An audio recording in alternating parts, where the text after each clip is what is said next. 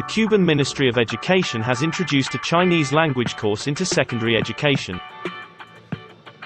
At Fructuoso Rodriguez Secondary School, nearly 137th graders can choose Chinese as an optional subject this semester starting on Monday.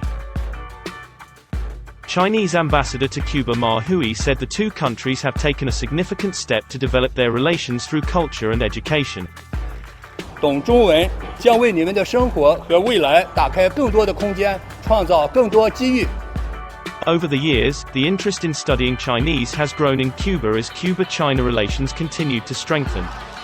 Espero que los niños puedan estudiarlo muy bien y en el futuro puedan contribuir para la amistad de Cuba y China.